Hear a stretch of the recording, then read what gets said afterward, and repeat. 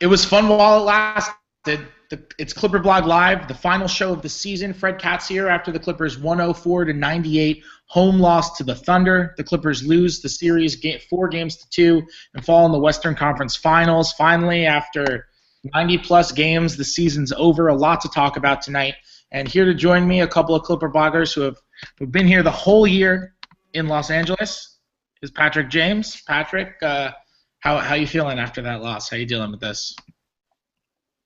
Man. Good season. Good times. Rough game. Really rough following the last game. But, there's a lot to build on.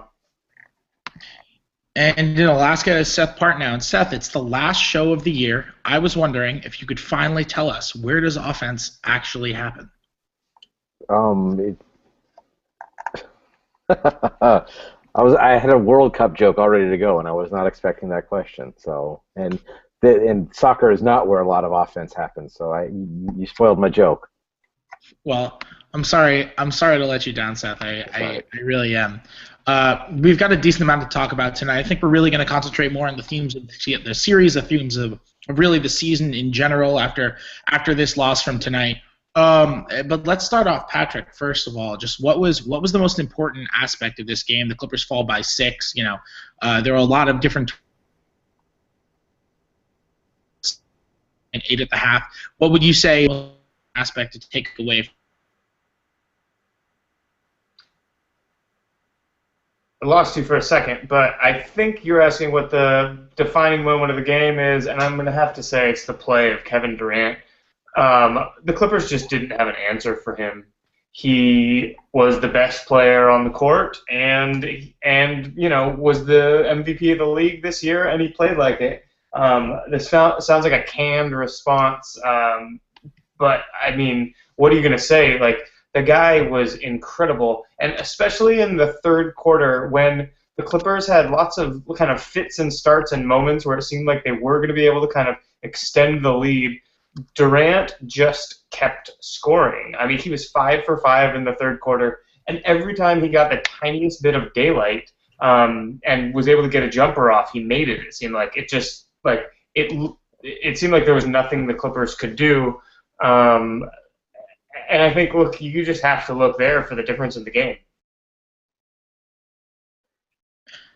Yeah, I think, I agree with that, and to kind of piggyback off something you said Patrick, you talked about like the start of the third quarter. The Clippers had so many chances to really extend the lead when Oklahoma City was kind of scuffling on offense. Westbrook hadn't really found his way into the game shooting-wise yet. And the Clippers were getting, up for the first 6-9 minutes of the third quarter, they were getting good looks every possession, and they just weren't capitalizing on them. And we kind of saw again, same thing we saw a little bit at the end of Game 5, is you let a good to great team hang around, and suddenly they make a couple shots, and then it's a run, and now you're calling timeout, and suddenly the momentum is slipping away, and you could feel it in the crowd. The third quarter, even before really the Thunder made their run, the crowd was very skittish, I want to say. And then by the time the third quarter ended and the game was tied, it was, I would say, full-on dread was the feeling in Staples Center, and that kind of bore out to be true, that the Clippers were trending the wrong direction at that point. Yeah, and we'll talk about general trends for the whole season in a second, but let's stay on this game and kind of relate it to what it meant for the rest of the series, the rest of the season, really. The Clippers shot 6 of 21 from 3 again. This was a theme really throughout the entire series, right, Patrick? I mean, they really struggled to make the long ball, and is that's not really something that we saw just in Game 6 or just in these games against Oklahoma City, right? I mean, this was kind of a thing that we saw throughout the whole year. Yeah, this is probably the thing that no one predicted about the Clippers going into the beginning of the year. The off-season moves they made all seemed to have one kind of cohesive theme, and that was shooters. Even the kind of swings and misses, and there were some misses, were all kind of centered around this idea of shooting. And it looked like, with the starting lineup that includes Chris Paul and J.J. Redick and Jared Dudley, who started this year, we were going to have all of these like people who have been around 40% from three at times in the year. I know Chris Paul is not there these days anymore, but it just looked like the Clippers were going to be bombs away, and that's how they started the season. But by season's end, it had kind of materialized that they actually were near the bottom in terms of three-point percentage, which is odd because they finished the season with the NBA's best offensive efficiency. That's crazy in this day and age, in this NBA, to be near the top of offensive efficiency and near the bottom of three-point shooting percentage. You can't imagine what this team would be like if, granted, Redick missed a lot of time, but if Redick and Crawford and Dudley were kind of shooting at the volume and percentages of their, career averages, or even the top of their, the best years of their career, this offense would have been crazy. And you saw that kind of bear itself out in the playoffs. In game one of this series, they were knocking down threes like there was no tomorrow, and they won handily. In games 2 and 3, they really struggled. And again, tonight, 6 of 21, they lose the game. I think if the Clippers had a little bit more reliability from three, they have a really good shot of winning this game. I know you can point to Matt Barnes getting a lot of time and him not really being a reliable three-point shooter as maybe part of the reason that that's an issue, because he's getting a lot of threes within the flow of the offense. But I don't really want to put it all on Barnes because they really needed him on the defensive end. It's just kind of one of the frustrating curiosities of this team this year, was just that for as brilliant as they were offensively, they just weren't great at knocking down threes. I mean, you say curiosity. I'm going to go full on and say, if we're going into a little bit of a postmortem mode, it's kind of one of the flaws of this team was they had nobody who could play the wing spot, who was both, can defend with size and shoot reliably. I mean, maybe the closest they had was Redick, in fact, but again, he's on the smaller side and was hurt for a lot of the year. So it's surprising that the shooting wasn't there, but it's not surprising that kind of defensive, that kind of 3-and-D wing role wasn't filled, just because of and certainly once it was clear that Jared Dudley, for whatever reason, just wasn't going to be able to deliver what we thought he would. That was going to be kind of a lack this season, and I think this series and this game especially, kind of all those little flaws we've kind of wondered about all year kind of came to the fore, and the Thunder kind of picked at them kind of one by one. That's kind of how the second half went.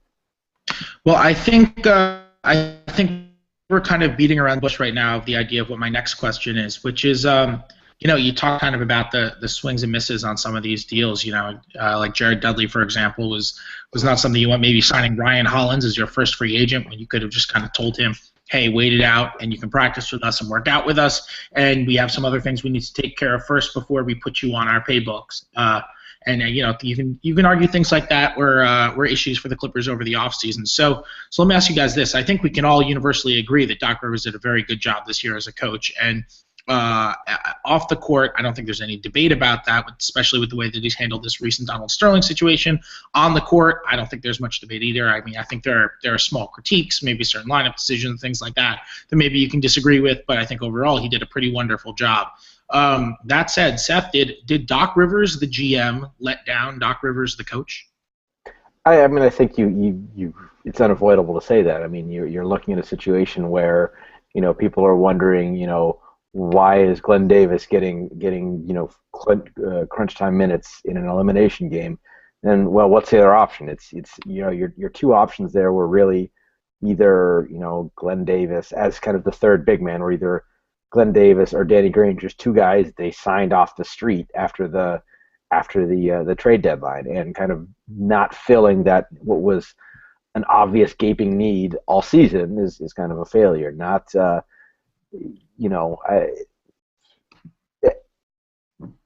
it's hard to be super critical of all the moves without being super hindsight 2020 as far as the wing goes, but in general, you have to say that the all the guys they stocked up on the wing positions did not produce, enough kind of rotation talent to win at this level. I mean, you were either giving up defense or giving up offense with any one of those guys, whether it's Reddick, Crawford, Barnes, Nick Collison at the 2, and just these small little things that a team at this level has to shore up that the Clippers kind of whiffed on this year. Yeah, it's funny. I'm not going to sit here and say that if Hedo Turkoglu had played, the Clippers would have won this series. But he was pretty valuable for them in the Golden State series at times, and that was a position that the kind of like, well, we don't have a backup big, but we have a guy that can do a lot of stuff that's valuable, and he has some size, and we can put out there. And they missed him a little bit. But apart from him, I feel like there were just so many misses in terms of the kind of filling out the bench with this team, and that's something that I think the organization needs to look at going into next year, is thinking about making it a priority to figure out the puzzle and how it fits together, because it kind of seemed like for a while they were trying to find the same piece at the same time and just grabbing the same thing. It's like, well, we need a wing, but we also need a big guy. Well, maybe Steven Jackson can be that guy. Oh, didn't work. Well, maybe Sasha could be that guy. Oh, didn't work. Well, maybe Hedo can be that guy. Oh, that's kind of working a little bit. Oh, Danny Granger's available. Bring him in. It's hard to fault those individually, because it's like, well, why wouldn't I take a shot at that? But I do hope that in the coming years, maybe there's a little bit of a different scouting approach than people who were good against Doc in previous playoff series. We have a bunch of viewer questions tonight. Let's look in the comments section for one. Let's kind of try to Seth, this one's for you. He says that Blake Griffin and DeAndre Jordan have improved individually. That's obvious from this season. Can it be said that the dynamic between Chris Paul and Blake Griffin improved this season? Did their actual chemistry playing together on the court improve, or is it basically the same as it's been for 3 years? And if it has the same, is that something that is presented as an issue for the Clippers? That's a really good question, and I think that I feel like it has. I think it's for the most part, it's something I've talked about a little over the course of the year, is that Blake's demeanor on the court has kind of morphed to become more like Chris's. He's very much more stone-faced. He still occasionally gets into it with people after hard fouls and stuff like that. But the level of kind of talking and complaining and stuff like that is way down, and he's just been more businesslike this year. And I think that I don't want to put everything completely in those terms, because also as his skills on kind of as a playmaker have improved, also Chris Paul has kind of started to trust him more to run the half-court offense. And so I think that it's a combination of both demeanor and skill that really Paul has kind of willingly kind of ceded some of his. He was obviously in this series willing to reassert himself, but he was also willing to step back a little bit, maybe not into a secondary role, but into a sort of a co-equal role with Blake. So I think that's a positive in that we didn't really see the as much or at all really of the his team, my team dynamic that we maybe saw in previous years. Patrick, I'm curious to know what your thoughts are on that as well, because I know you've been doing ClipperBlog now for a couple years now, and so I'm curious to know what your thoughts are on kind of the progression of the Griffin and Paul dynamic.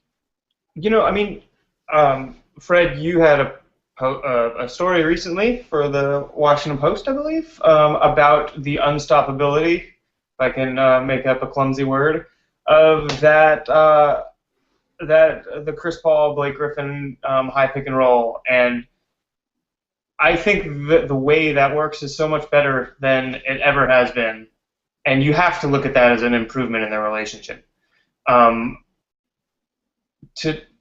echo things that have been said at times before, and we were reminded of throughout every Clippers playoff broadcast, Griffin really took his game up a notch when Chris Paul was out. And Chris Paul, I don't know, let's say, what, game recognized game? Like, I think there's a little bit of that going on right there, you know? Paul's like, okay, I don't know, he seems a lot more willing to cede control to somebody that he thinks is on his level. And I think a little bit of that happened this year, and I think it bodes well for next year because I see Griffin improving more next year, and I see that making Paul more excited to play with him. Well, Patrick, I'm going to follow up on that right away. What are the things that you think Blake Griffin really needs to improve on heading into next year? Realistically, what should he be working on in the offseason? I think the way that he's improved on the defensive end in terms of being a communicator and in terms of not just showing hard, you know, which is, you know, we've talked endlessly about, you know, Doc Rivers' defensive schemes, not just showing hard, but also after that hard show, getting back and having his hands up, you know, just little things where he's being attentive throughout a possession and communicating with DeAndre. I expect that to get better because a lot of the things he did, you know, he's improving in spite of, you know, some of his limitations. As even though he's quite an athletic phenom, he does have limitations on the defensive end, and he really got better at that. I think through the playoffs he blocked a lot of shots, and I know block shots are fool's gold a little bit, but you know, when you're as bouncy as Blake Griffin and you have as much body control as he does, you should be able to block some shots, and he did that a lot, and in some important moments of games in the playoffs. That's cool. I expect to see him be a better defender, but more than anything, I just think his shot, the way his shot got better this year, both at the free throw line and on the perimeter, I think it's going to be, we're going to see another jump just like this year. And if that happens, then he's going to be like a legitimate top 5 scorer in the NBA. With how good his passing already is, I think he's just going to be a foul drawing machine, and I think he's going to make more free throws. And defenders are going to really start having to respect his jump shot, which, you know, presents all sorts of nightmares. Yeah, and I think just to piggyback on that, you know, Blake with the defense, I think some of the limitations you might have been alluding to just now with that is kind of his short arms, right? Blake's only got a standing reach of about 8 feet 11 inches, and to put that in perspective, you know, that's according to his NBA Combine numbers. But to kind of put that in perspective, you kind of, if you're, you know, people wonder, you know, he's really an incredible jumper. Why is he not a shot blocker? It's more because of that standing reach, which is not horrible, but it's not what you expect for somebody who stands at his height. And you know, a lot of these shot blockers you see are usually over 9-foot standing reaches.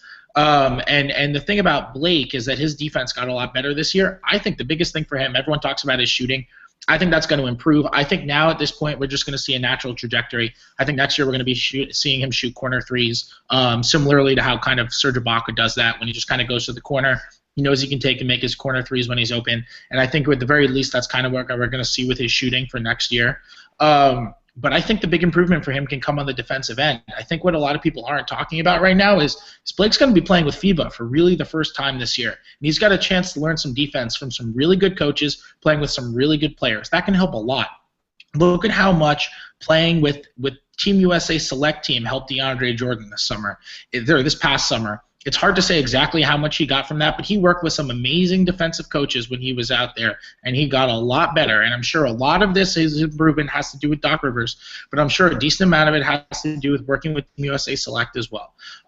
Blake Griffin didn't have a chance to work with the Olympic team in 2012 because he got hurt, and he didn't have a chance to go with them. This year, if he goes with FIBA, which presumably he'll be playing international ball, that could potentially help his game. I mean, so much. We see guys, young players, come back from that, and they're vastly improved mentally. They understand the game so much better when they come back from those sorts of camps. They're working with the best coaches and the best players out there that they could possibly work with, and it helps them so much. So I'm excited to see exactly how much FIBA could potentially help him defensively. I think it could be a really big deal. Seth, what would you say would be the thing to I mean, you know, we're obviously not critiquing. Blake Griffin's number 3 in MVP this year. Just he's a young player, and young players tend to improve. And Seth, what would you say is the thing that we're going to see from him next season? I mean, I think I would agree that he's probably going to become more consistent defensively and maybe add a little bit more. I mean, he took 40-some threes this year. I would expect him to, it's about half a three a game. I would expect him to shoot about a three, maybe you'd probably double his three-point attempts next year. So it's still something he does only occasionally, but still it's something the defense has to respect. The one thing that I'd like to see is against a good defender, I would like to see him work on making his decisions a little quicker. I think that's kind of in the middle part of this series. Ibaka guards him very well, and so not everyone's Ibaka, but those are situations where the ball would kind of swing to him and stick. And while he's a good enough ball handler, good enough passer, becoming a good enough shooter for that to work, I think for the overall team, if he was just to, and if he's going to shoot there, that's fine. But instead of kind of surveying and backing down two couple dribbles and shooting something, just try to work on again catching the ball on the move and making a play where he can use kind of all of his attributes from his ball handling to his passing to his quickness to his power. At the same time, instead of kind of coming to that set triple threat position, which he can do, but that's not his best advantage. So that's what I'd like to see. We got another question. This one's from Reggie Evans' beards. Besides, apparently Reggie Evans has multiple beards. Besides the often touched upon missing backup big, where can the Clippers improve their roster this offseason? Seth, I think this one's for you. I mean, the bench overall. I think I think the three of us are in accordance that we wouldn't mind an improvement on Darren Collison, who to be fair to him had some good moments, but I mean I think we kind of want a more managerial type who can kind of keep the offensive ship steady when Chris Paul is out of the game, and that's not Darren Collison.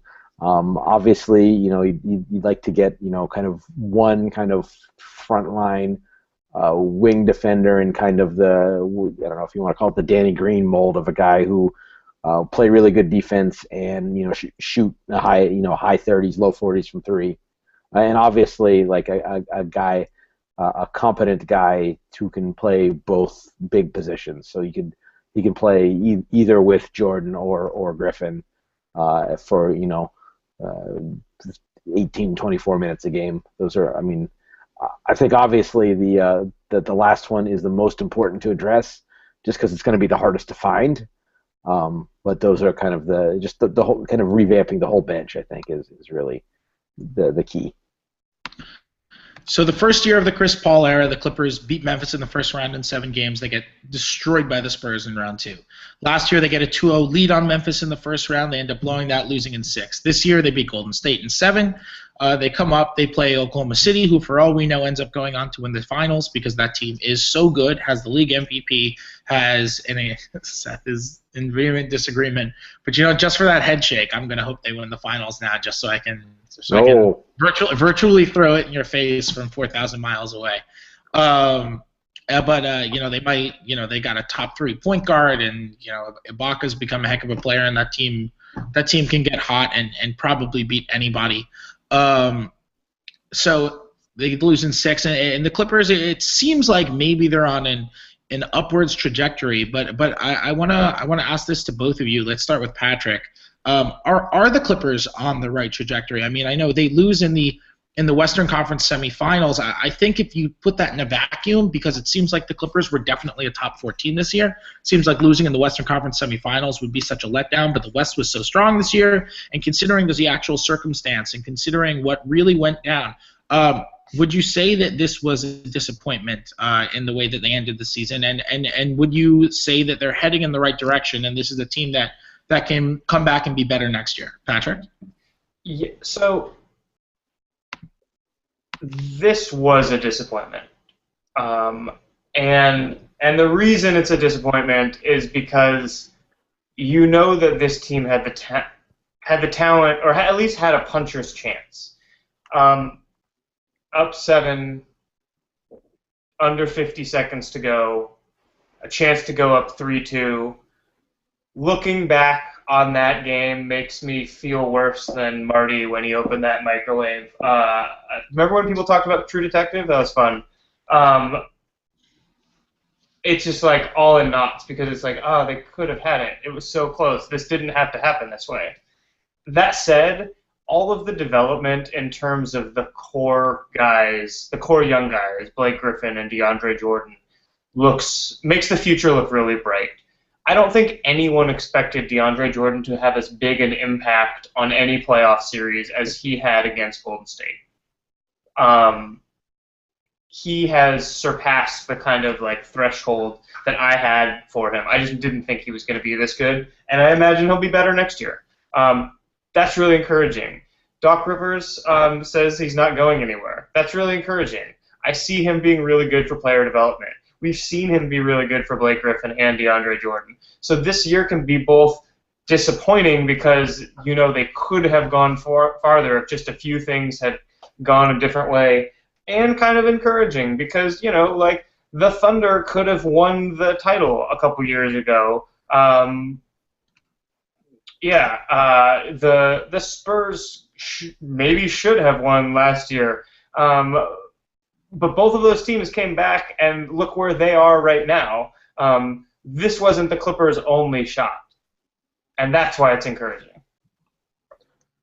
Yeah, I think I'll mainly echo that. I think that the manner of the loss is more disappointing than the loss itself, both in games 5 and 6. I think that's, you know, it's a bummer. I want to be maybe a little slightly more cautious about, you know, you do have to love the Griffin and Jordan tandem going forward.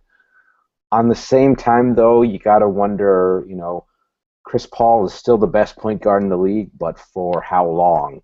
And not necessarily there's someone kind of nipping at his heels, but, you know, his playing style is such that he, you know, he gets banged up. He gets a shoulder here, a hamstring there, and you know, he's not getting any younger. So you wonder, excuse me, what kind of limitations that puts on whether you want to call it the window or the moment or whatever. There's reasons for optimism, but there's no reason for kind of complacency. Well, we have, you know, 3-4 years. I think that, you know, that if we're doing the same thing again next year, first of all, the three of us lack personal growth, but second of all, you really start to wonder if you know, next year if that window has been slammed shut, you know, because everyone's a year older, everyone's a year closer to free agency. Chris Paul's a year closer to decline. So while the trajectory is good, you got to think that we're kind of, if we're on a roller coaster, we might not be at the top, but we can see the top from here. So it has to happen soon. Yeah, I mean, in terms of it getting better, that kind of premise relies on a couple good deals that really shore up this team's deficiencies. Griffin and Jordan getting better the way we expect them to will not take care of their porous small forward, you know, wing defense, and it won't do anything for when one or two of them have to sit because they can't both play 48 minutes every game. That said, I think it's much brighter than it is dark for the Clippers going forward. Man, those DeAndre Jordan contract year stories they're gonna be crazy next year. They're gonna be all over the place. So before we go, I just want to make a quick note on behalf of everyone at ClipperBlog. I just want to thank all the viewers of this show throughout the whole season. Any of you guys who actually read the site, it's so cool that we get to do this. It's great that we actually have a viewing audience and people actually tend to listen to these shows. None of us can actually figure out why, but it's actually happening. There will probably be some shows over the off season. We don't really know around when yet. We haven't discussed it yet. We haven't scheduled them. But last year we had a show at the draft. We had them after, you know, Doc came and some big free agency signings, all that stuff. I'm sure it'll be the same this year. We'll let you know when those shows are happening. For updates, if you want, you can follow us on Twitter. That's at ClipperBlog Live. The handle is up in the article thing that you're watching this in. So it's right there. Patrick, any big plans for the off season? Well, at least I know I get to go surf on Sunday instead. That's my one consolation prize for not having a 5:30 p.m. game that I would very much love to be watching. Well, that's going to do it for us. Patrick, you have plenty of time to go surf now. The Clippers season ends Thursday night, a 6-point loss in Game 6 to the Thunder.